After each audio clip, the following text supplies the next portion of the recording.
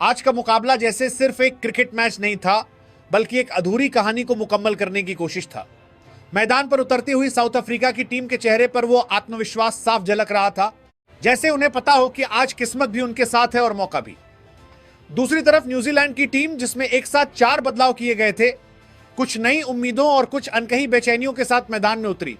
Tom Latham, Devon Conway, Mitchell Santner और Lockie Ferguson जैसे बड़े नामों की गैरमौजूदगी में यह टीम एक नई कहानी लिखने की कोशिश कर रही थी। और इस कहानी के नए किरदार थे वो युवा खिलाड़ी जिनके पास खुद को साबित करने का सुनहरा मौका था। जब टॉस के लिए दोनों कप्तान मैदान के बीचों बीच आए तो हवा में हल्की सी ठंडक थी, लेकिन माहौल में गर्मी थी, एक ऐसी गर्मी जो बड़े मुकाबलों से पहले महसूस होती है। केशव महाराज ने टॉस जीता और बिना किसी झिझक के पहले बल्लेबाजी का फैसला किया। यह फैसला सिर्फ एक रणनीति नहीं था, बल्कि एक ऐलान था कि आज साउथ अफ्रीका दबाव बनाएगी, आज वो खेल को अपने हिसाब से चलाएगी। पारी की शुरुआत हुई, लेकिन जैसे कभी कभी प्यार की शुरुआत में ही कोई गलतफहमी आ जाए, वैसे ही साउथ अफ्रीका की ओपनिंग में एक बार फिर निराशा हाथ लगी। मुल्डर बिना खाता खोले ही पवेलियन लौट गए। एक पल के लिए ऐसा लगा जैसे टीम की धड़कन थम गई हो, लेकिन क्रिकेट की खूबसूरती ही यही है, यह आपको हर पल एक नया मौका देता है। और फिर क्रीज पर आए टोनी डी जॉर्जी और एस्ट्रा ह्यूसन, दोनों ने मिलकर जैसे एक नई कहानी लिखनी शुरू की। उनके शॉट्स में आत्मविश्वास था, उनके बीच तालमेल ऐसा था जैसे दो पुराने साथी बिना कुछ कहे एक दूसरे की सोच समझ रहे हो। हर चौका, हर सिंगल, हर रन के साथ वो सिर्फ स्कोरबोर्ड नहीं बढ़ा रहे थे, बल्कि टीम के आत्मविश्वास को भी नई ऊंचाई दे रहे थे। 81 रन की साझेदारी बिना किसी और विकेट के ये सिर्फ आंकड़ा नहीं था, ये उस भरोसे की निशानी थी जो इन दोनों बल्लेबाजों ने एक दूसरे पर दिखाया। एस्ट्रा ह्यूसन ने 36 गेंदों पर 57 रन बनाकर एक शानदार पारी खेली। उनकी बल्लेबाजी में एक लय थी, एक नजाकत थी, जैसे कोई कलाकार अपने हर स्ट्रोक में अपनी आत्मा डाल रहा हो। दूसरी तरफ टोनी डी जॉर्जी ने 21 गेंदों पर 33 रन बनाकर टीम को मजबूती दी। जब यह साझेदारी टूटी तो लगा जैसे एक खूबसूरत गीत अचानक थम गया हो, लेकिन कहानी अभी बाकी थी। रॉबिन हरमन ने 25 गेंदों पर 28 रन बनाकर पारी को संभालने की कोशिश की। फॉरेस्टर और जेसन स्मिथ ने भी छोटी छोटी लेकिन अहम पारियां खेली, जैसे किसी लंबी कहानी में छोटे छोटे मोड़ जो उसे दिलचस्प बनाए रखते हैं। जॉर्ज लिंडा ने भी अंत में तेजी से रन जोड़ते हुए टीम को एक मजबूत स्कोर तक पहुंचाया। 20 ओवर के अंत में 164 रन, यह स्कोर सिर्फ एक संख्या नहीं था, यह एक चुनौती थी, एक इम्तिहान था न्यूजीलैंड के लिए। ऐसा लग रहा था जैसे साउथ अफ्रीका ने अपने जज्बात, अपनी मेहनत और अपनी उम्मीदों को इन एक 164 रनों में समेट दिया हो। अब बात करें न्यूजीलैंड की गेंदबाजी की, तो उन्होंने भी दिल से खेला। काइल जेमिसन ने 4 ओवर में 29 रन देकर 2 विकेट हासिल किए। उनकी गेंदबाजी में एक ठहराव था, एक समझदारी थी।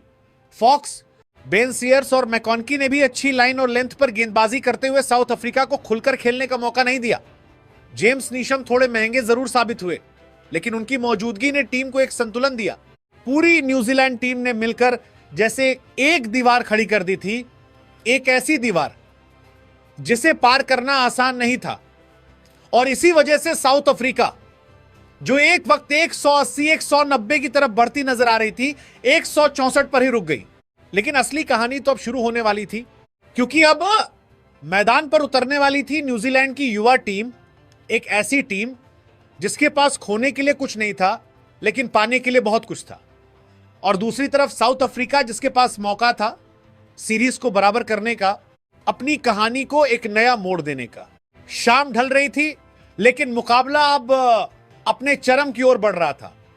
स्टेडियम की लाइट्स जल चुकी थी और हर एक दर्शक की नजर अब उस पिच पर टिकी थी जहां अगली कहानी लिखी जाने वाली थी। 164 रनों का लक्ष्य कागज पर यह सिर्फ एक संख्या थी, लेकिन उस शाम यह कहानी थी, एक इम्तिहान था और शायद एक ऐसी दास्तान भी बनने वाली थी जिसे लंबे समय तक याद रखा जाता।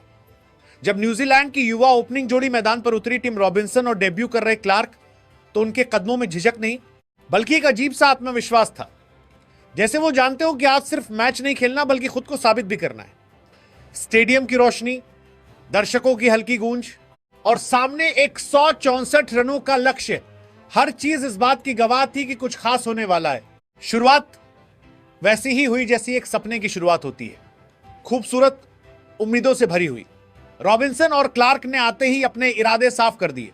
गेंदबाज चाहे तेज हो या स्पिनर, दोनों ने बिना किसी डर के शॉट्स लगाए। क्लार्क जो अपना पहला मैच खेल रहे थे, उनमें जरा भी घबराहट नहीं दिखी। 5 गेंदों पर 9 रन, छोटा सा स्कोर, लेकिन अंदाजत बड़ा था। हर शॉट में एक मैसेज था कि वो यहां सिर्फ मौजूद रहने नहीं बल्कि छाप छोड़ने आए हैं। दूसरी तरफ टिम रॉबिन्सन ने आक्रामकता का जिम्मा अपने कंधों पर लिया। 22 गेंदों पर 32 रन उनकी पारी में एक लय थी, एक फ्लो था, जैसे वो हर गेंद को पहले से पढ़ रहे हो। पावर प्ले के अंदर न्यूजीलैंड ने 50 से ज्यादा रन बना लिए और सिर्फ 2 विकेट गंवाए। उस वक्त ऐसा लग रहा था कि मैच न्यूजीलैंड की पकड़ में है और साउथ अफ्रीका की टीम धीरे धीरे दबाव में आ रही है। लेकिन क्रिकेट कभी सीधी कहानी नहीं लिखता। जैसे ही पावर प्ले खत्म हुआ, कहानी ने अचानक करवट ली। साउथ अफ्रीका के गेंदबाजों ने अपनी रणनीति बदली, अपनी लाइन लेंथ को और सटीक किया और फिर शुरू हुआ वो दौर जिसने मैच का रुख पूरी तरह बदल दिया। गेंद अब सिर्फ बल्ले पर नहीं आ रही थी बल्कि बल्लेबाजों के धैर्य और तकनीक को भी परख रही थी। तीसरे नंबर पर आए विकेटकीपर बल्लेबाज लिवर, जो आज अपना पहला मैच खेल रहे थे। उन्होंने 16 गेंदों पर 26 रन बनाकर एक उम्मीद जगाई। उनके शॉट्स में आत्मविश्वास था, लेकिन साउथ अफ्रीकी गेंदबाजों की चालाकी के आगे वो भी ज्यादा देर टिक नहीं सके। जैसे ही वो आउट हुए, न्यूजीलैंड की पारी की रफ्तार धीमी पड़ने लगी। निक केली 20 गेंदों पर 19 रन, उन्होंने कोशिश की पारी को संभालने की, लेकिन वो भी उस दबाव को ज्यादा देर तक झेल नहीं पाए। फिर आए जैकब्स, सिर्फ 5 गेंदों पर 3 रन और एक और विकेट गिर गया। अब स्कोरबोर्ड पर सिर्फ रन नहीं बल्कि दबाव भी बढ़ रहा था। 3 विकेट गिरते ही माहौल बदल गया।